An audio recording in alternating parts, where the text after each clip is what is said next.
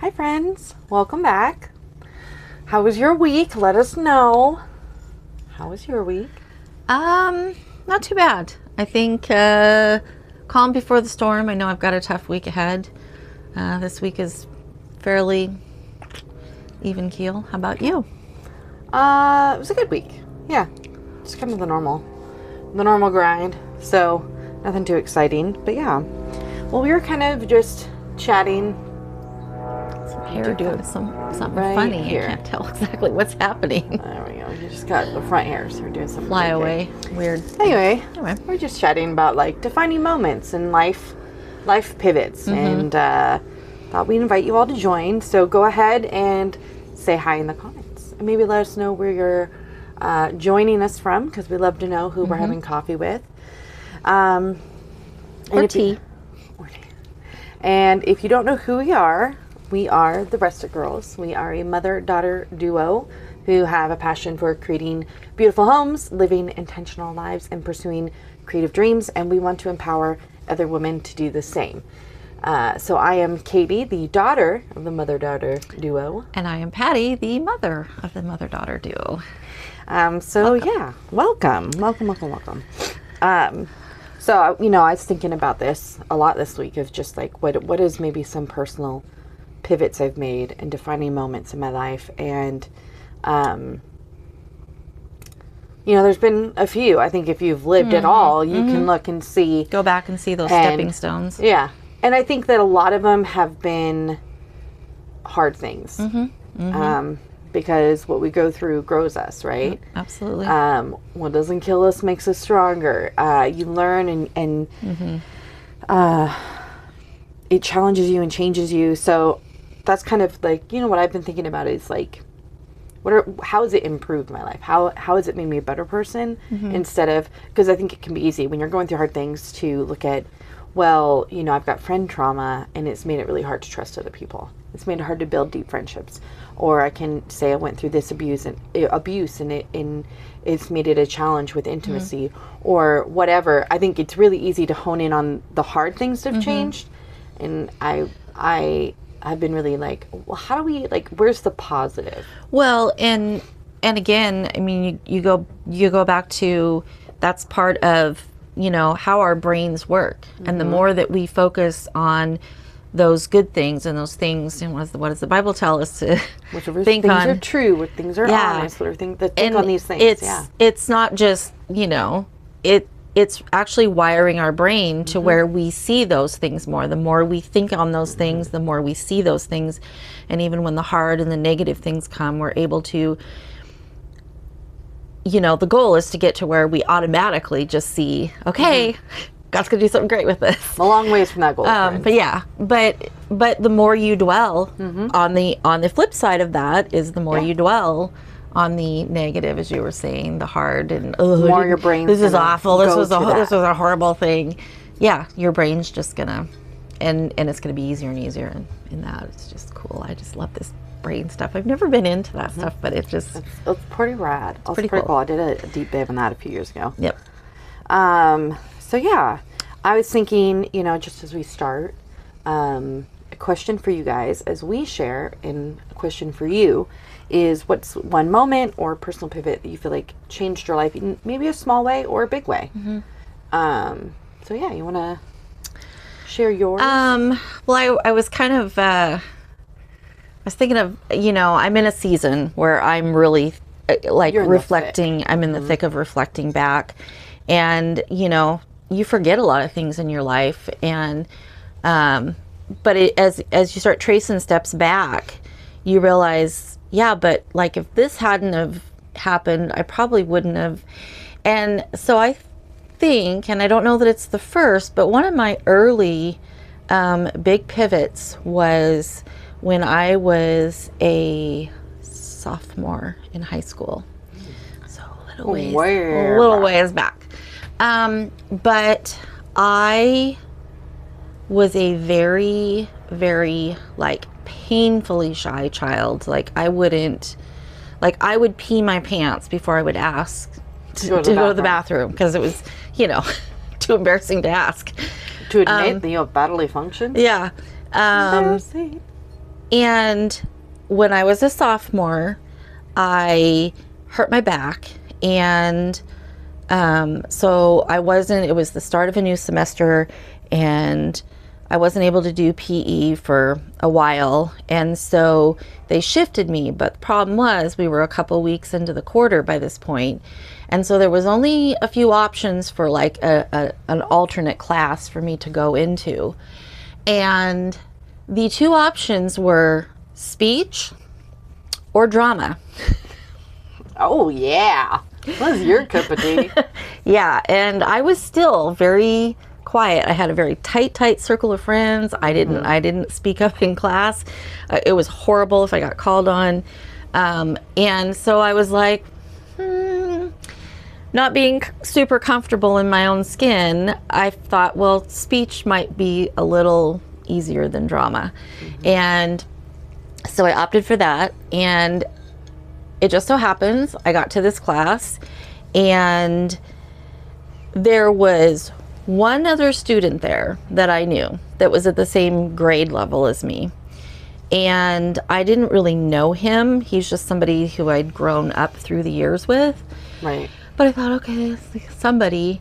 And the rest were all juniors and seniors. And a lot of them were like football players, and there was a couple cheerleaders, and it was like I feel way out of my league here. Yeah. And then he ended up dropping the class. So my little on my own, pretending he's beside me. I just had to like, I don't even suck it up, buttercup. Just suck it up, buttercup, and do the assignments and get up there and do my little speeches and stuff. And but I know that was a huge pivot for me, because it got me, once you're in it and you realize, okay, we're all in the same boat here. Some of these people are more comfortable, but some of them got up there and they couldn't even do they're like, and they're like looking at their friend and they're giggling, and I was able to just go look out over their tops of their heads. And so in some ways maybe it was easier but it was a real shift for me in realizing that I can talk. I can put my thoughts into words and share things and not get laughed out of the room, and just found courage that I didn't know that I had. Which I know, I look at things that happened down the road when, I started working, and that was another pivot point, and then to opening a business. And, but I think going back, like, I think that was the thing that got me over that hurdle of, and I'm still, hi, whiskey. Even today, I tend to be more on the quiet side. Yeah. Sometimes that creeps up and I'm like, oh, this is awkward. But it definitely was a pivotal moment. It was something I would have never chose. Well, my two cats from the schoolhouse. One's a kitten, one's the older cat, and they normally get along really well. But she followed him in, and he's like, "No, this is my schoolhouse." And he ran over and bopped her on the head a couple times and hissed her out of the schoolhouse. So a little schoolyard drama.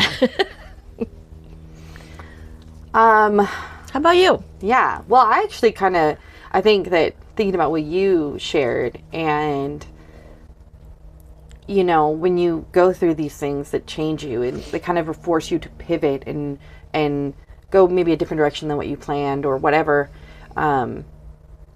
you learn things that they impact you, but at the same time, like, you took speech.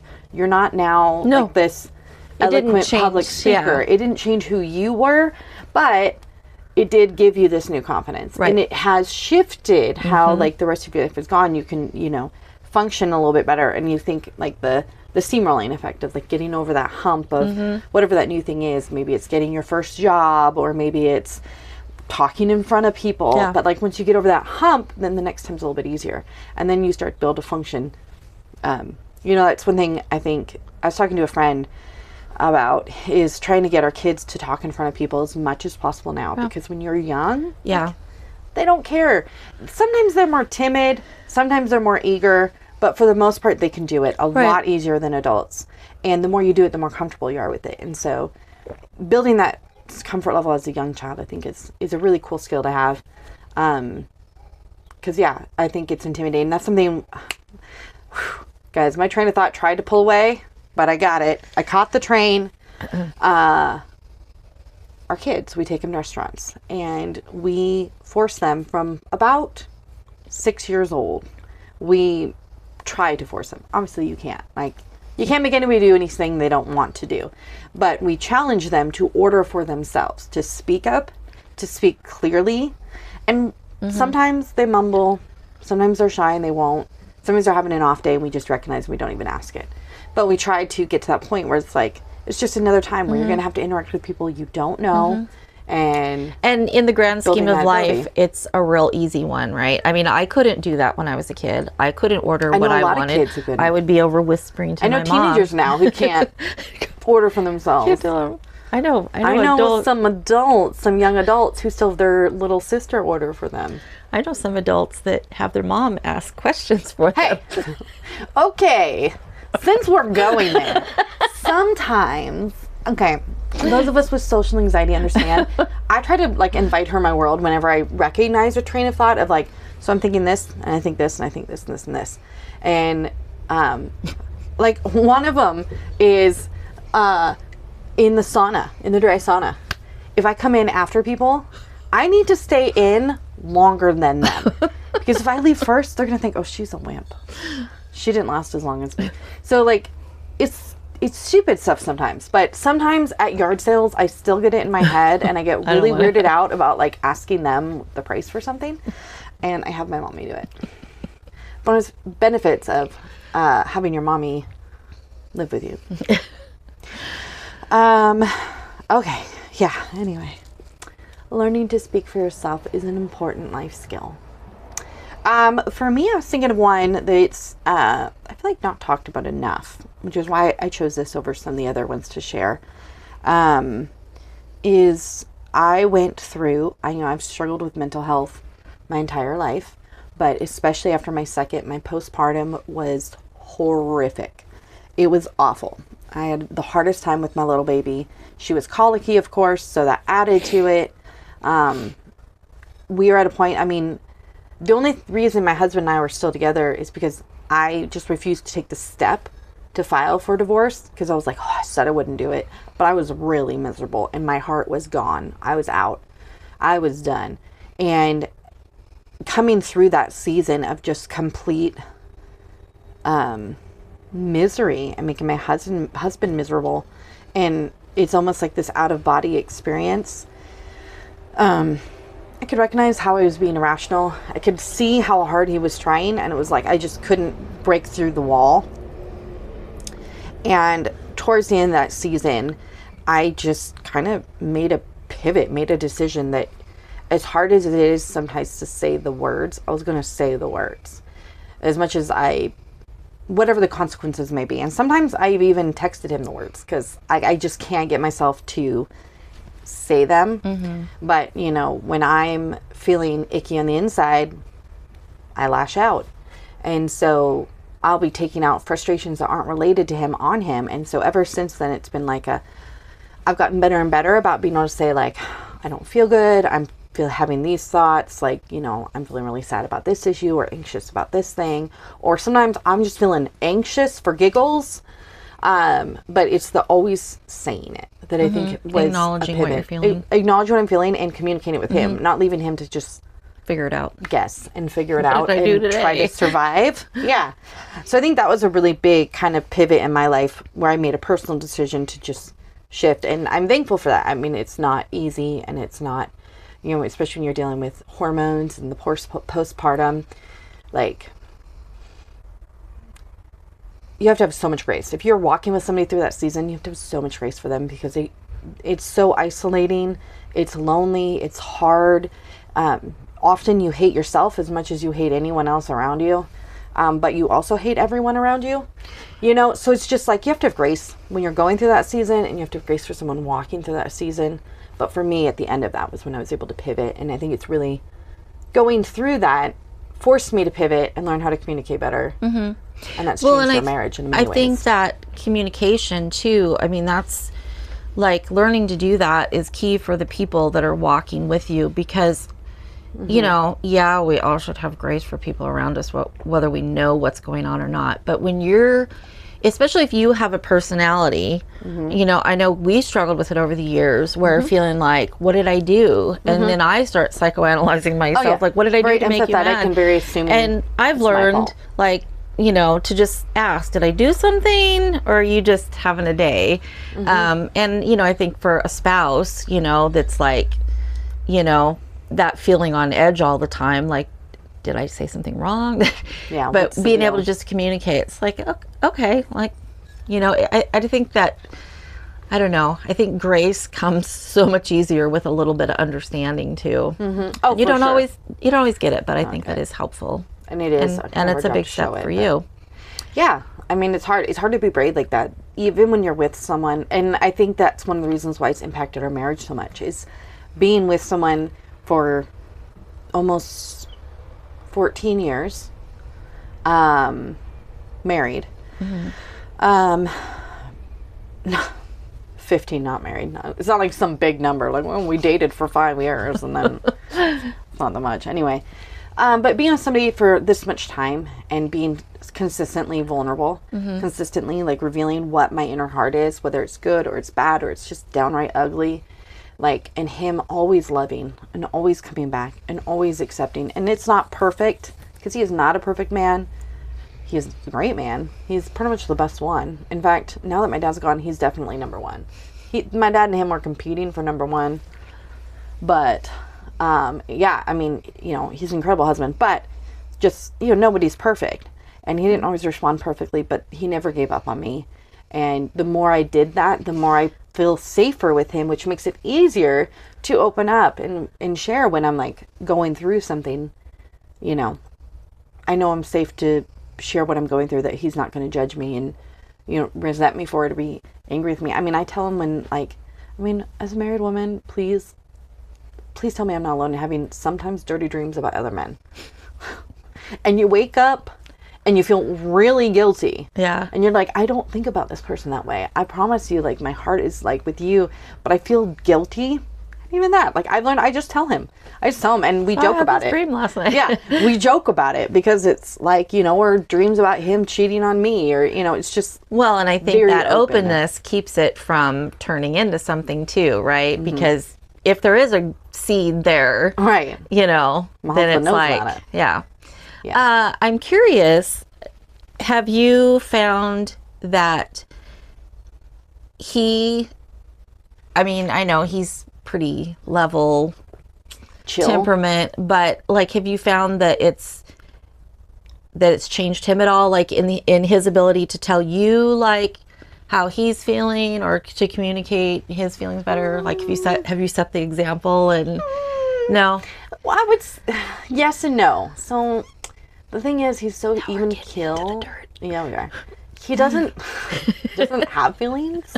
At least not nearly as many as me. Gosh. Like, I, you know, have a whole variety pack each day. And he's like, I was cool today. Yeah. I was fine. And like sometimes, so like, I mean, somewhat. And I mean, I've seen you like trying to draw him out, right? When he is kind of like, what's going on? You're kind of grumpy. Yeah. Yeah. That's probably the major thing, is when he's grumpy. I would say, just like, I'm fine. It's fine. You're like, no, you're not. Okay. I can tell you're not. Okay. Let yourself think that, and then come back to me when you're ready to be honest. No, yeah. No, I would say yes. My persistence, I think the more I was open and honest, the more I challenge him and dig into him a little bit. And that, I think a lot of it is, honestly, some might call it, what do they call it? Emotional intelligence. So some are very emotionally intelligent, and then they can identify all their emotions. And then there's ones that are not intelligent, and they're just existing. And I don't necessarily think it's a plus to be highly emotionally intelligent. I think you can overthink things and over identify emotions and label everything. And some of it's just life, right? You have these shifting moods and these vibes. I'm just having a crappy day. Right. So I think that for my husband, you know, he would lean towards what you would say is the less emotionally intelligent, because he just kind of exists. He doesn't feel the need to label everything. And I think that when we first got together, I would say when you go too far, I think you're compartmentalizing. I think you're bottling. If you don't have any expression, which I would say when we were first married, he really didn't have any expression. And I challenged him a lot. And I mean, we had a period where we definitely had like duke 'em out fights, yelling at each other. And it was honestly a good thing, because he was here and he was just this stoic rock, and I never did anything wrong, and he never got mad. He was totally fine. And I knew that was a baloney.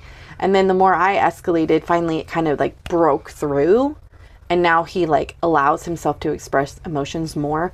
He's still very easygoing, so he doesn't get his feathers ruffled very much. The biggest thing is he gets frustrated, you know, and so that'll come out in the grumps. But yeah, so I mean, I think it's helped us, and it's helped challenge him to communicate more. I honestly think that it's going back to that the pivot that probably pushed him the hardest. Because it was just like, I mean, there was so much anger directed at him that was completely unfounded anger, that he was just trying to survive. And I think that kind of helped him like finally get to the point where like cracked. Because it was like, I mean, nobody could get to him. He never got mad. One of the stories that his best man shared, I think at our wedding, might have been before our wedding, but he shared the story about him. They had back-to-back summer camps. So he did like high school and he did middle school. And they get back after a second long week, and it's late at night, and they're editing the video because they're back on Saturday night, so they want the video for Sunday morning. And his friend is like, I think we're alternating between 2 seconds and 3 seconds per picture, and they do like 3 or do 2, and they're like, it's a little long. I think it's like 2.5. So they're going through to edit the entire thing again, all the timing for that like half of a second. And they said the only thing Justin did was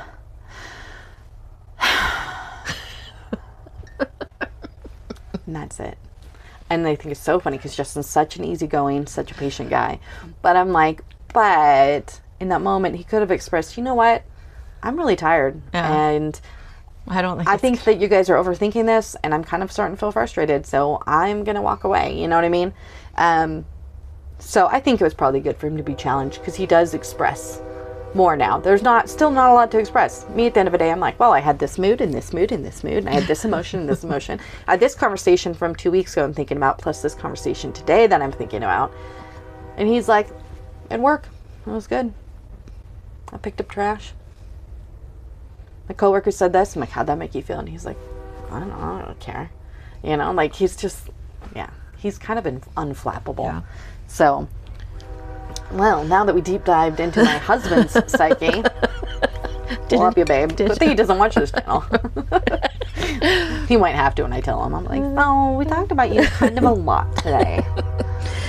And it was your mother-in-law that prompted all of it. It's true. It's true. She's no, just I was just curious because, you know, I think sometimes we do have that. Sometimes, you know, our quiet conversation, if you will, you know, or not so quiet, but like it has an impact, and sometimes it helps, you know, it influences them.